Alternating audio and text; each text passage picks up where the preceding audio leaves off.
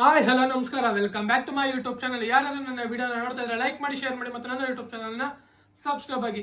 ಹಾಗೆ ಇವತ್ತು ನಡೆದಂತ ಮೂರನೇ test match BGT India versus Australia Brisbane ಅಲ್ಲಿ ನಡೀತಾ ಇರುವಂತ ಮೂರನೇ ಟೆಸ್ಟ್ ಮ್ಯಾಚ್ ಮೊದಲನೇ ದಿನಕ್ಕೆ 28 ರನ್ಗಳಿಂದ ಅಂತ್ಯ ಆಗೈತೆ. ಅದರಲ್ಲೂ ಅಲ್ಲದೆ 13 ಓವರ್ಗಳ ನಂತರ ಮಳೆ ಬಂದಿದ್ದ ಕಾರಣ ಮೊದಲನೇ ದಿನನ ಸ್ಟೆಪ್ ಡೌನ್ ಮಾಡಿ ಎರಡನೇ ದಿನಕ್ಕೆ ಕಾಯ್ದಿರಿಸಿದ್ದಾರೆ.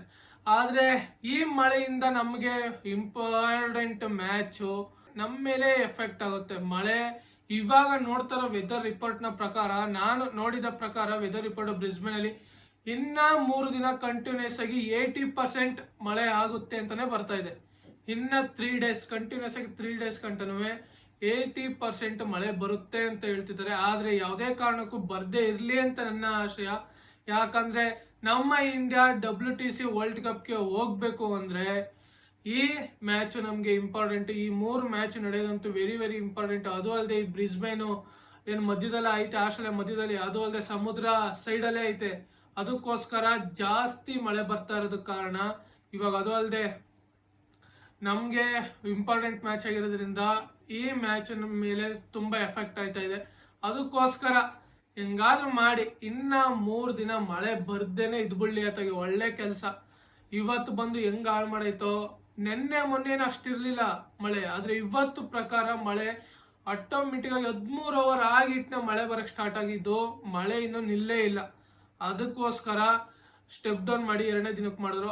ಆದ್ರೆ ವೆದರ್ ರಿಪೋರ್ಟ್ ನೋಡಿದ್ರೆ ಇನ್ನ 3 ದಿನ ಗಂಟ ವೆದರ್ ರಿಪೋರ್ಟ್ ತೋರಿಸ್ತಾ ಇದೆ 80% ಮಳೆ ಬಂದೇ ಬರುತ್ತೆ ಅಂತ. ಅದಕ್ಕೋಸ್ಕರ ಈ ಮ್ಯಾಚ್ ನಮಗೆ ವೆರಿ ವೆರಿ ಇಂಪಾರ್ಟೆಂಟ್. ಇಂಡಿಯಾ ಆಡ್ಲೇಬೇಕು, ಈ ಮ್ಯಾಚ್ ನ ಇಂಡಿಯಾ ಗೆಲ್ಲೇಬೇಕು. ಆದ್ರೆ ಏನಾಗುತ್ತೆ ಅನ್ನೋದು ಗೊತ್ತಿಲ್ಲ. ಮ್ಯಾಚು ಯಾವಾಗ ಹೆಂಗ್ ಟರ್ನ್ ಹೊಡಿಯುತ್ತೋ ಗೊತ್ತಿಲ್ಲ. ನಡೆದ್ರೆ ಒಂದಿನಕ್ಕೂ ನಡಿಬೋದು ಮ್ಯಾಚ್.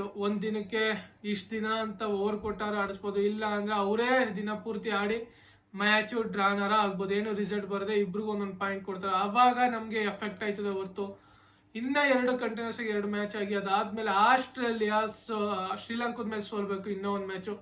ಅದಾದ್ಮೇಲೆ ಇವೆಲ್ಲ ನಮ್ಗೆ ತಲೆನೋವು ಇದ್ದಿದೆ. ಅದಕ್ಕೋಸ್ಕರ ಈ ಮಳೆ ನಮ್ಗೆ ತಲೆನೋವು ಬರೆಸ್ತಾ ಇದೆ. ಮ್ಯಾಚ್ ಅಂತೂ ಯಾವುದೇ ಕಾರಣಕ್ಕೂ ಡ್ರಾ ಆಗ್ಲೇಬಾರ್ದು. ಈ ಮ್ಯಾಚು ಸಿಡ್ನಿಲು ಅದು ಪಕ್ಕನೆ ಐತೆ, ಅದಾದ್ಮೇಲೆ ಮೆಲ್ಬೋರ್ನು, ಎಲ್ಲ ಸ್ಟೇಡಿಯಮ್ಮು ಸಮುದ್ರ ಪಕ್ಕನೇ ಇದೆ. ಅದಕ್ಕೋಸ್ಕರ ಈ ಮ್ಯಾಚ್ಗಳು ನಮ್ಗೆ ವೆರಿ ವೆರಿ ಇಂಪಾರ್ಟೆಂಟ್. ಅದು ಅಲ್ಲದೆ ಇವಾಗ ನಡೀತಿರೋಂಥ ಬ್ರಿಸ್ಬೇನ್ ಅಲ್ಲಿ ಮ್ಯಾಚು ನಮಗೆ ನಡಿಲೇಬೇಕು. ಅದು ನಮಗ್ ಬೇಕಾಗಿರೋದು.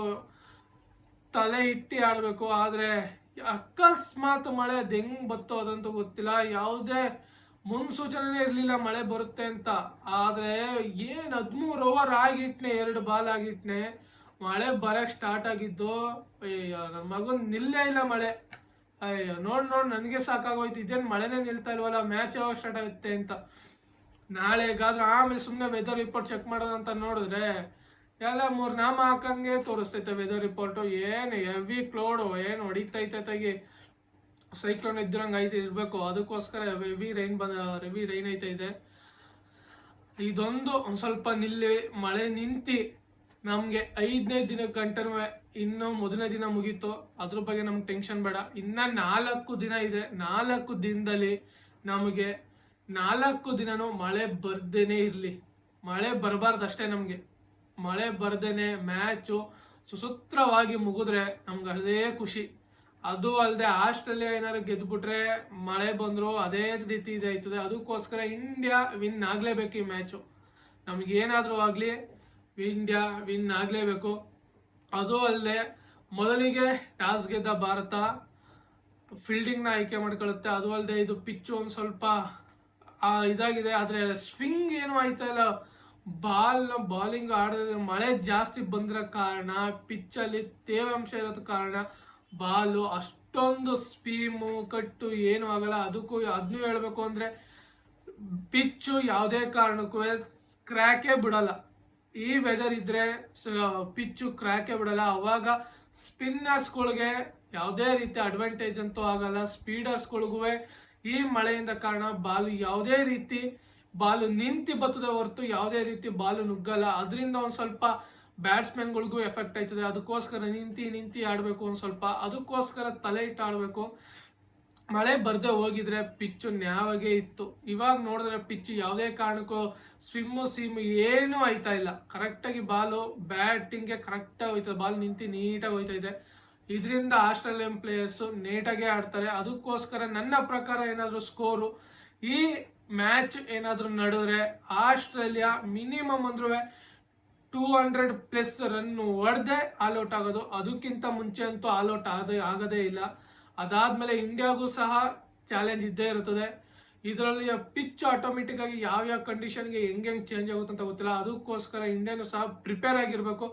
ಈ ಮ್ಯಾಚ್ ಇಂಡಿಯಾ ಗೆಲ್ಲೋದಂತೂ ವೆರಿ ವೆರಿ ಇಂಪಾರ್ಟೆಂಟು. ನಮ್ಗೆ ಅದೇ ಬೇಕಾಗಿರೋದು.